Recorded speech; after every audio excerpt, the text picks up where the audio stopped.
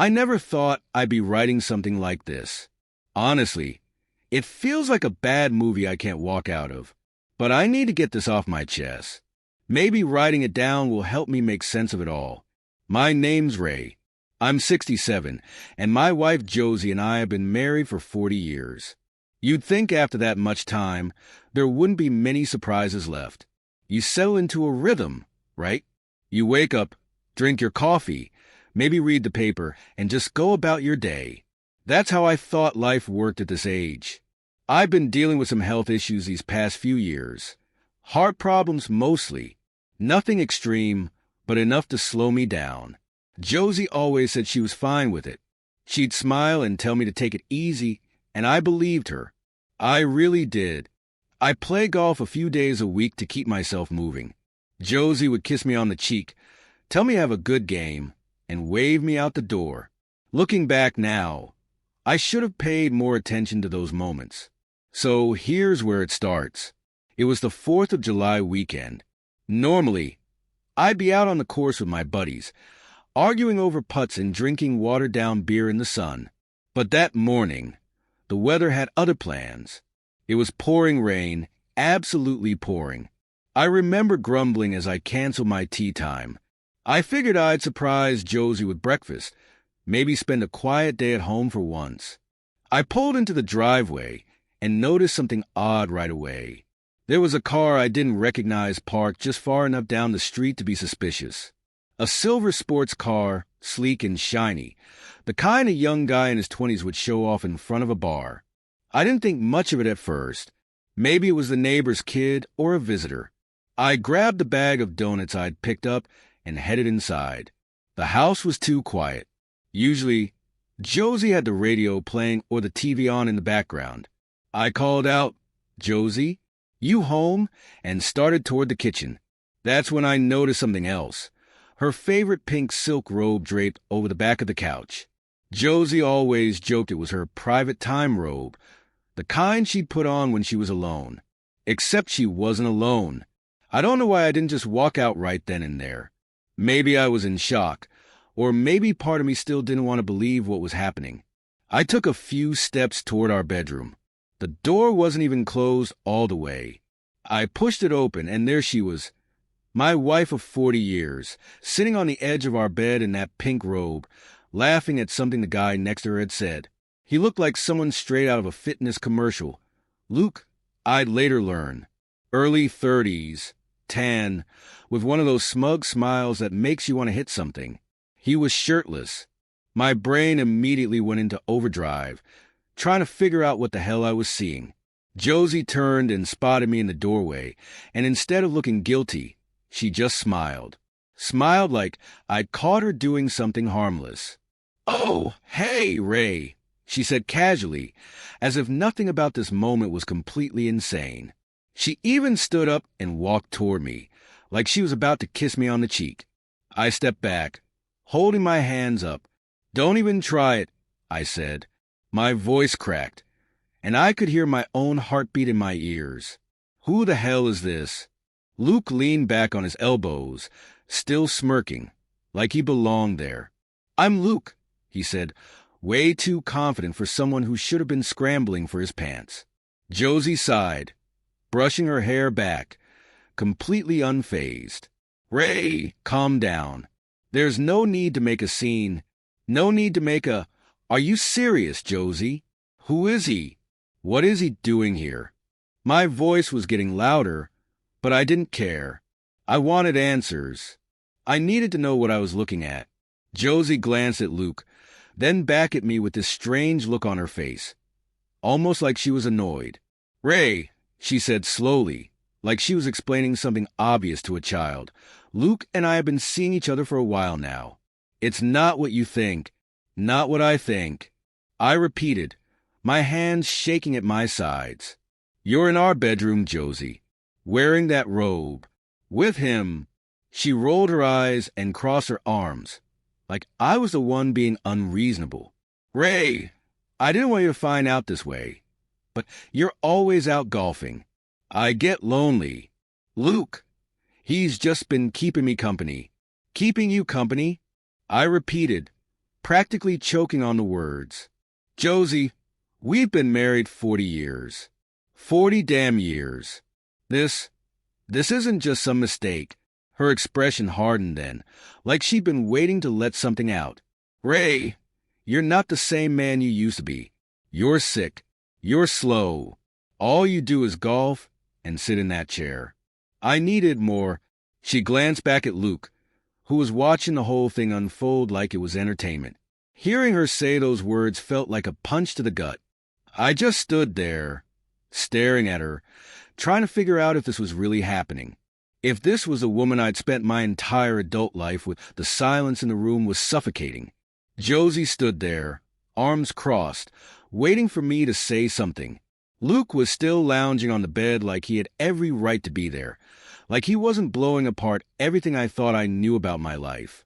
My mind raced, trying to make sense of it all. It was as if I'd stepped into someone else's nightmare. Josie, I finally managed, my voice quieter now, trembling. You mean to tell me this, whatever this is, has been going on while I've been out playing golf?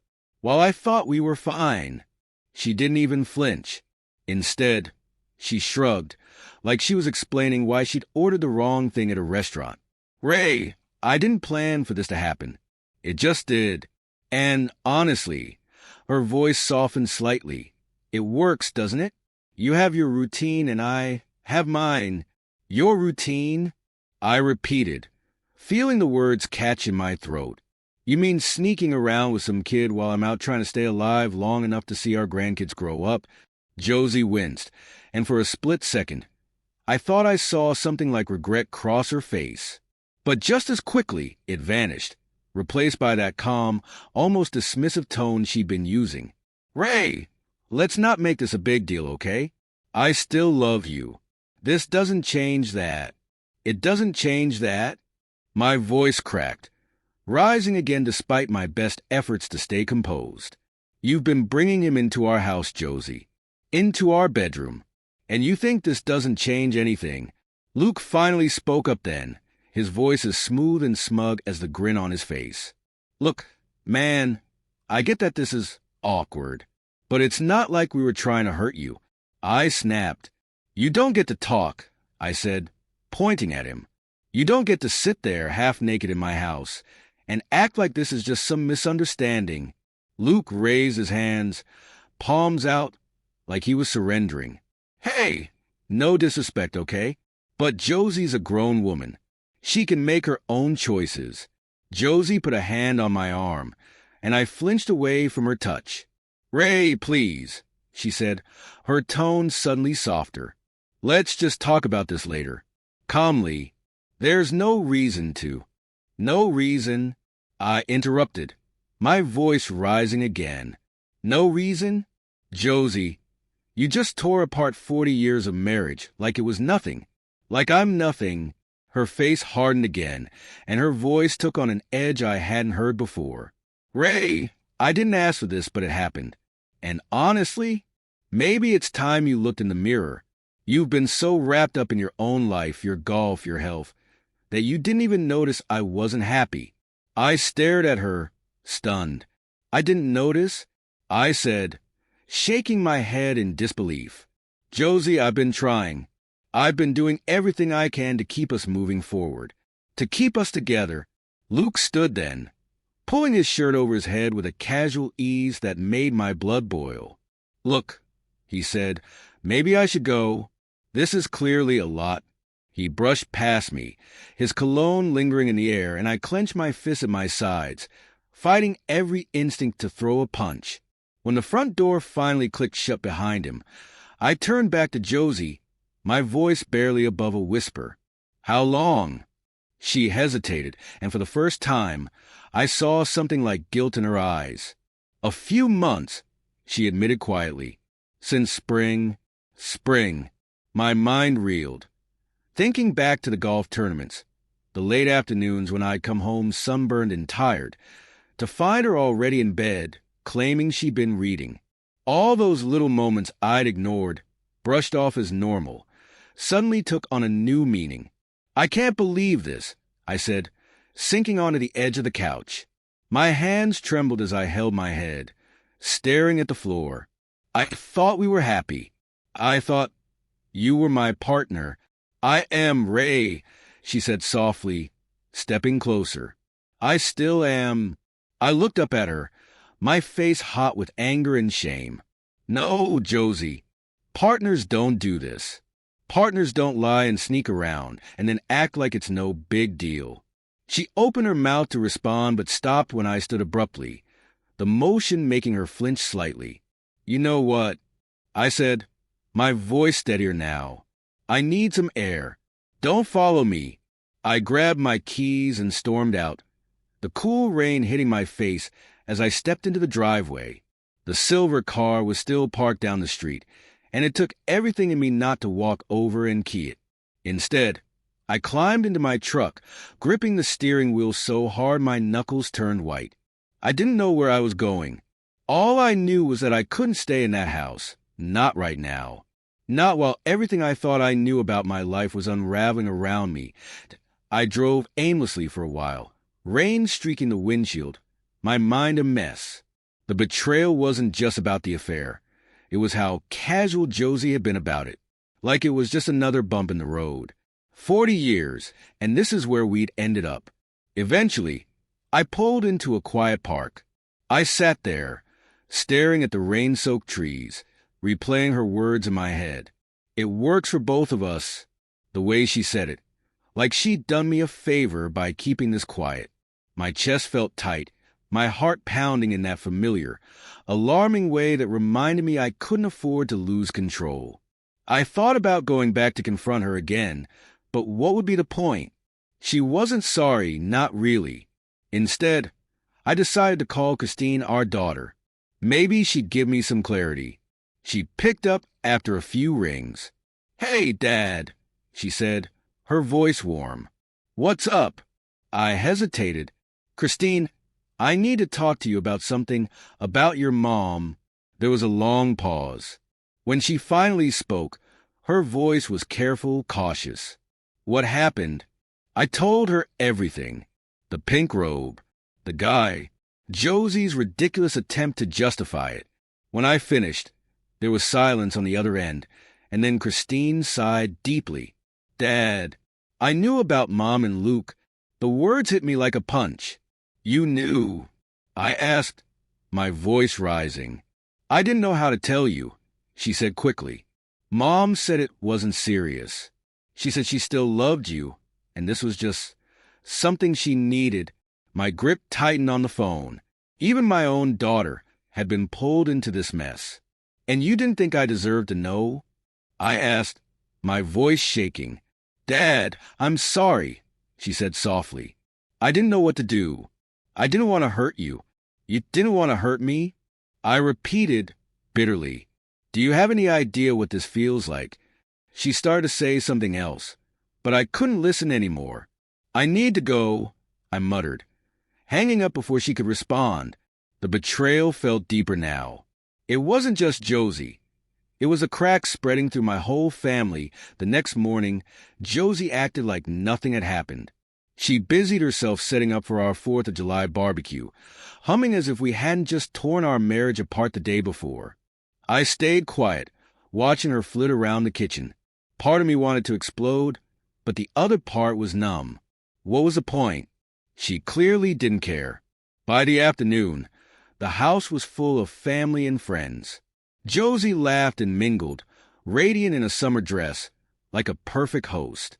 But I couldn't shake the memory of her with Luke.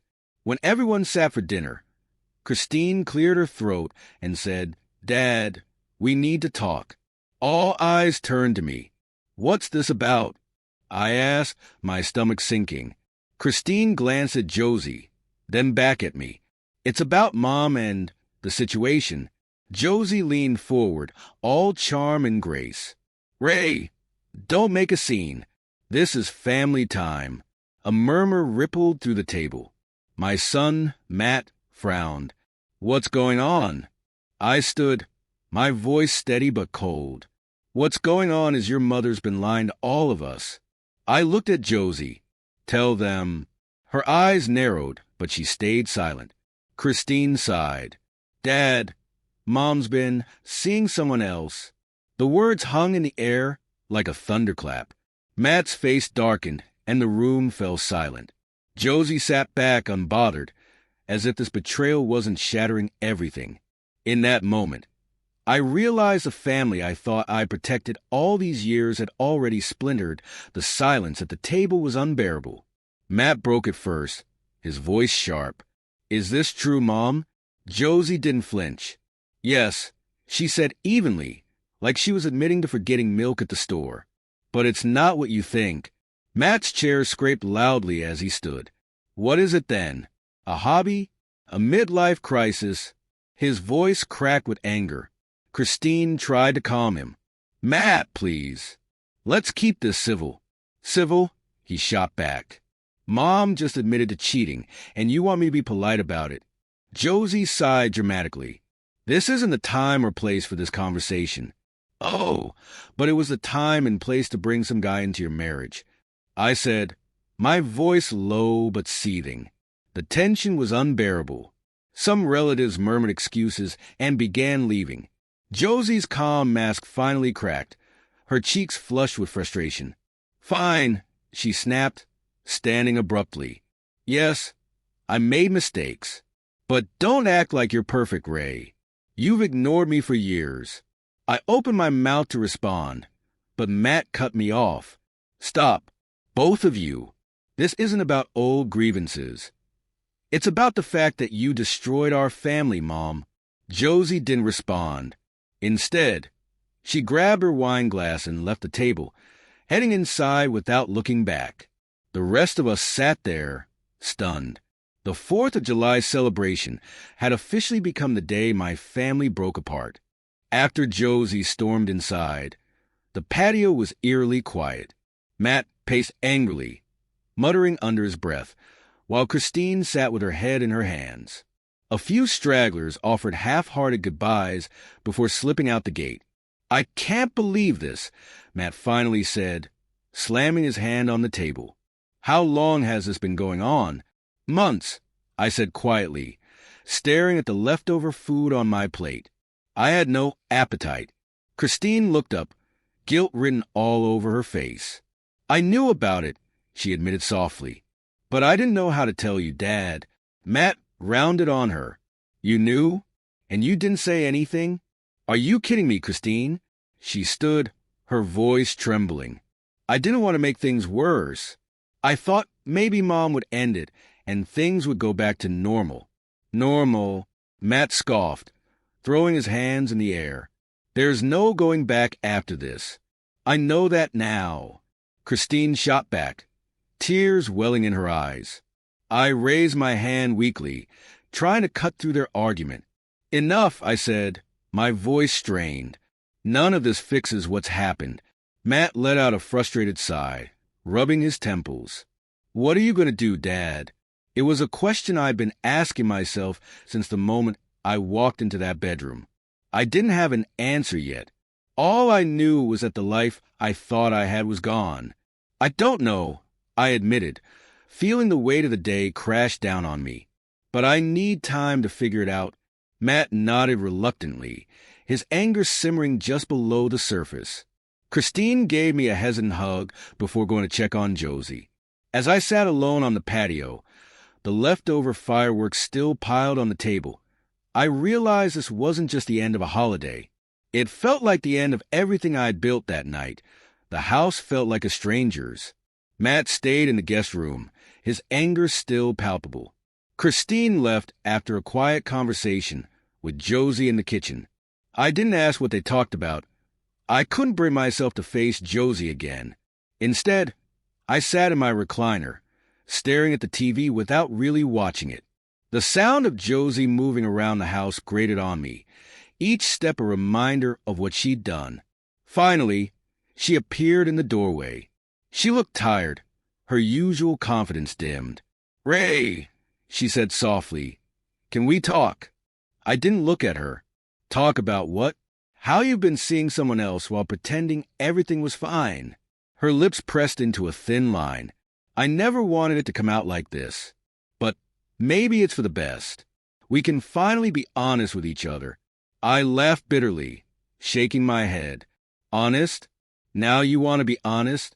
You've been lying to me for months, Josie. I didn't lie, she said defensively. I just didn't tell you everything. That's the same thing, I snapped, finally looking at her. You betrayed me, Josie.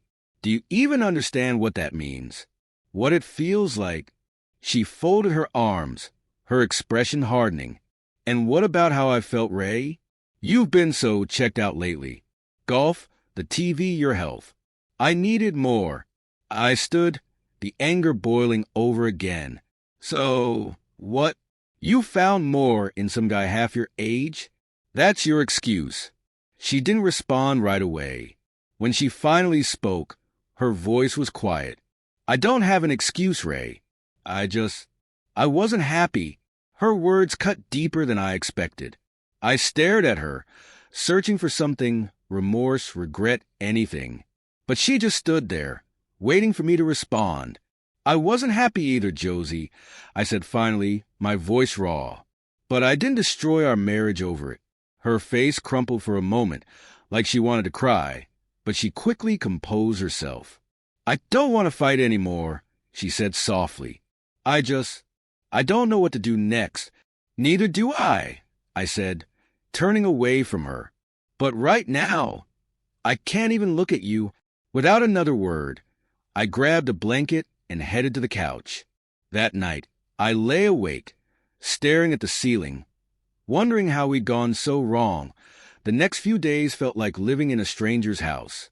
Josie and I barely spoke.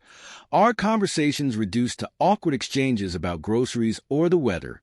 Matt left in a huff, still furious, while Christine called occasionally, trying to mediate from a distance. I didn't leave the house much. The golf course, my usual escape, now felt tainted. Like every round I'd played had been a chance for Josie to betray me. Instead, I busied myself with small tasks around the house, fixing things that didn't need fixing. Josie, meanwhile, carried on as if nothing had happened. She still made her morning coffee, hummed along to the radio, and went about her routines. But every time she walked into the room, the air grew heavier, filled with unspoken tension. One evening, I finally broke the silence. Josie, I said, catching her as she folded laundry in the living room. We can't keep pretending like this. She didn't look up, her hands methodically folding a towel. What do you want me to say, Ray? I want you to explain, I said, my voice tight. Not just why you did it, but why you thought it was okay to keep lying to me. To let me walk around like a fool. She sighed, setting the towel down. I already told you. I was unhappy, and I didn't want to hurt you. You didn't want to hurt me? I scoffed. So, instead, you invited some guy into our house? Into our bedroom. Her face hardened. You weren't paying attention to me, Ray. You've been so wrapped up in your health, your golf, because I thought we were a team. I snapped, cutting her off. I thought you understood what I was going through. I thought you were with me. She flinched, the words landing like a slap. For a moment, she looked like she might argue, but instead, she shook her head. I don't know what you want from me, she said quietly. I want the truth, I said, my voice cracking. Do you even want to fix this? Her silence was deafening. She looked at me, her expression unreadable, and then she simply stood and left the room. As I sat there alone, the weight of her silence pressed down on me. It wasn't just a betrayal that hurt. It was a realization that she might not even want to try. The next morning, Josie wasn't home when I woke up. Her side of the bed, where she hadn't slept in days, was neatly made, a habit she kept even during this disaster. I found a note on the kitchen counter. Went to the store. Be back later. That was it. No apology, no acknowledgement of the wreckage she'd left behind. I sat at the kitchen table with a cup of coffee, staring at the note. It felt like a placeholder for the emptiness between us, a reminder of how little she seemed to care about repairing what she'd broken. Christine called again mid-morning. Hey, Dad, she said tentatively. How are you holding up? How do you think, Christine? I replied, my voice harsher than I intended. Your mother's gone to the store like nothing's wrong, and I'm here trying to figure out how my marriage fell apart without me even noticing. She sighed. I'm sorry, Dad. I should have told you sooner, but I really thought Mom would. I don't know. Snap out of it. Snap out of it. I asked bitterly. This isn't some bad habit, Christine. She's been cheating on me, lying to me for months. And you knew. I didn't know it was this serious, she said quickly. Mom made it sound like it was just temporary, like it wasn't a big deal. My grip tightened on the phone. Not a big deal, I said, my voice rising. She brought him into our house, Christine. She didn't even try to hide it yesterday. Does that sound like it wasn't a big deal to you? There was a long pause before she spoke again, her voice quieter. You're right. I should have done more. I'm sorry, Dad. The anger drained out of me, leaving only exhaustion. It's not your fault, I said finally. I don't know what to do anymore. Have you thought about talking to a lawyer? She asked gently. The question caught me off guard. A lawyer? Just to see what your options are, she said. I'm not saying you need to make any decisions right now, but maybe it's time to protect yourself. Her words lingered in my mind long after we hung up. Divorce. The idea felt foreign, like a word I'd read in someone else's story. I couldn't picture it. Splitting up the life Josie and I had built, dividing the house, the finances, the memories. But what other choice did I have? When Josie finally came home, grocery bags in hand, I was still sitting at the kitchen table. She barely glanced at me as she started unpacking, humming softly to herself like nothing had happened. We need to talk, I said, my voice cutting through her humming. She froze for a moment, then resumed unpacking. About what? You know what, I said, standing. About us. About what you've done. About whether this marriage even means anything to you anymore. She placed a carton of milk in the fridge and turned to face me, her expression carefully neutral. I don't know what you want me to say, Ray, she said evenly. I want you to tell me the truth, I said, stepping closer. Do you even want to fix this? Or are you just waiting for me to be the one to leave? Her eyes narrowed slightly, but she didn't respond right away. Instead, she leaned against the counter, crossing her arms. I don't want to fight anymore, she said finally. But if you're asking me if I'm happy, I'm not. The words hit me like a blow. I felt my chest tighten, my breath coming faster. So, that's it, I asked, my voice breaking. 40 years and you're just done? I didn't say that, she said, her voice softening slightly. But things haven't been good between us for a long time, Ray. You have to see that. I see a lot of things now, I said bitterly, like how little you seem to care about the damage you've caused. She looked away, her jaw tightening. I didn't mean to hurt you, she said quietly. But you did, I said, my voice rising. And you didn't just hurt me, you hurt this family. Do you even realize what you've done to Matt? To Christine? She flinched at their names, but her composure quickly returned. They're adults, Ray. They'll be fine. Fine? I repeated, shaking my head. Christine is apologizing for your actions, and Matt can't even look at you. Does that sound fine to you? Josie sighed, running a hand through her hair. I don't know what you want me to do, she said, her voice tinged with frustration. I can't undo what's happened. No, I said coldly, but you could at least try to fix it. Instead, you're acting like none of this is your fault. For a moment, I thought I saw something like regret flicker in her eyes, but it was gone as quickly as it appeared. I'll think about it, she said finally, turning back to the groceries. Her dismissal was like a slap in the face. As I left the kitchen, her words echoed in my mind. She'd think about it. After everything. That was all she had to offer that evening. As I sat on the porch nursing a glass of iced tea, I made a decision I hadn't even realized I was considering. I couldn't move forward without answers, and there was one person who had been too comfortable in my life for far too long. Luke. I didn't tell Josie where I was going as I grabbed my keys and headed to the car. She was in the living room, pretending to read but glancing at me as I left. "Where are you going?" she asked, her tone casual, almost indifferent. "For a drive," I replied shortly, slamming the door before she could respond. It wasn't hard to find him. Christine had let it slip once that Luke worked as a personal trainer at a gym downtown. I parked outside and waited, heart pounding, as the rain from earlier turned to a light drizzle. Sure enough, within 20 minutes he walked out, his gym bag slung over his shoulder, that same smug air about him. I got out of the car, and he spotted me immediately. His steps faltered, but he quickly recovered, giving me a wary nod. "Ray," he said, forcing a smile. "Didn't expect to see you here." I didn't return the smile. "We need to talk."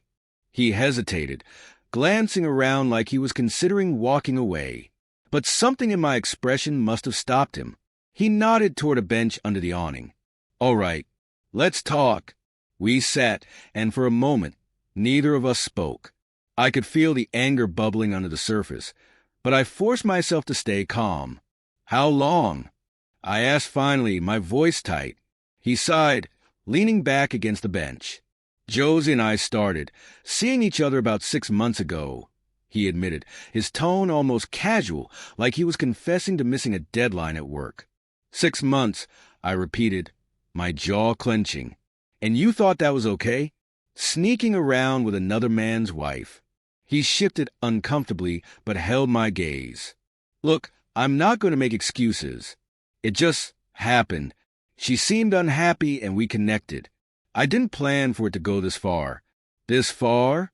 I repeated, my voice rising. "You came into my home, my bedroom. You smiled in my face while tearing apart everything I built with her."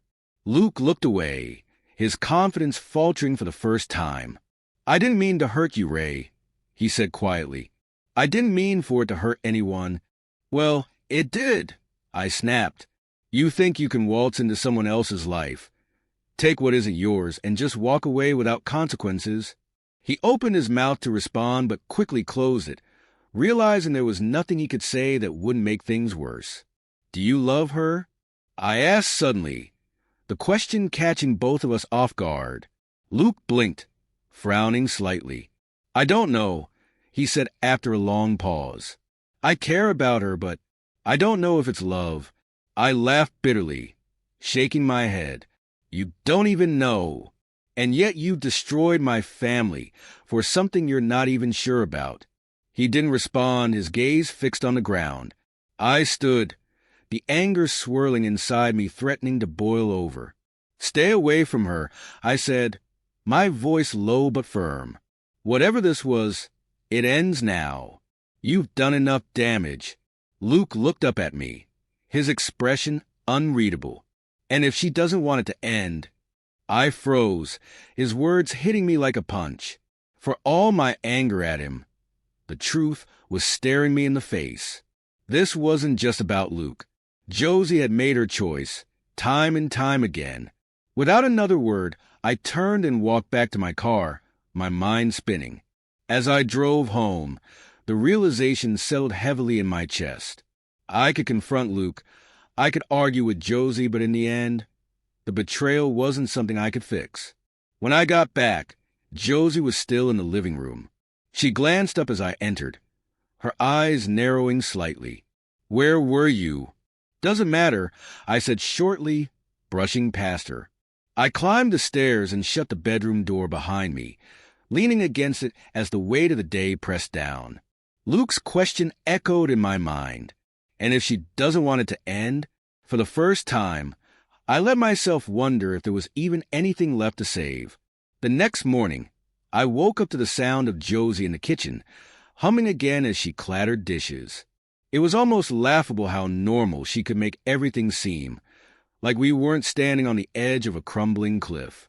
I stayed upstairs for a while, staring at the ceiling, trying to will myself to face another day in this mess.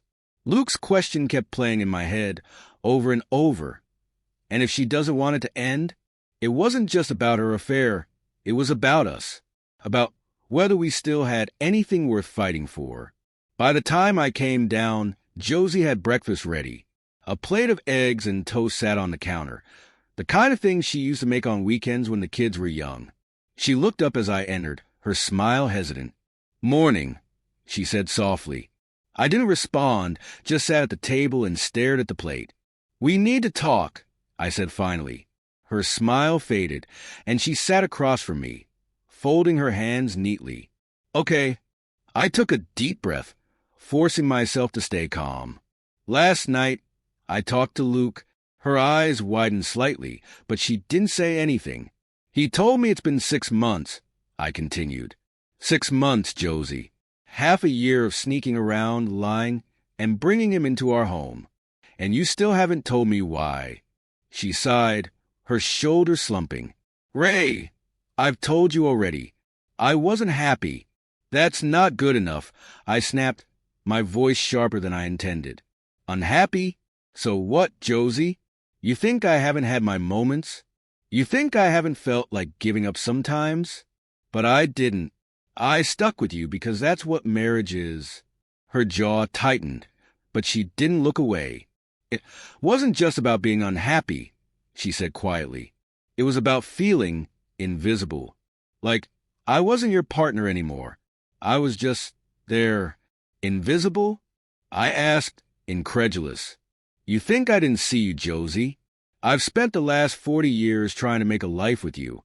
Everything I've done has been for us, for this family. But it didn't feel that way," she said, her voice trembling now. "You were so focused on your health, on staying busy, that you stopped seeing me. Really seeing me." Her words hung in the air, and for a moment I didn't know what to say. Was there truth in what she was saying? Had I been so caught up in surviving that I'd let her slip away? But then I remembered Luke, his smug face, his casual confession, and the anger came rushing back. "And your solution was to cheat?" I asked, my voice rising. "To bring some guy into our bed instead of talking to me." Her eyes filled with tears, but she didn't look away. "I know I messed up, Ray. I know I hurt you, but I can't take it back. Do you even want to?" I asked, the words escaping before I could stop them. She blinked, startled. "What do you mean?" "I mean, do you even want to fix this?" I said, leaning forward, "Because from where I'm sitting, it looks like you're perfectly fine with the way things are. You don't regret what you've done. You regret that I found out." Her face crumpled then, and for a moment I thought she might finally break down. But instead, she wiped her eyes quickly and straightened her back. "I don't know, Ray," she said quietly. I don't know if we can fix this." The words hit me like a punch to the gut. I stared at her, searching for any sign of the woman I'd married, the woman I thought I'd known. But all I saw was someone I didn't recognize. "I see," I said finally, my voice hollow. "I guess that's my answer."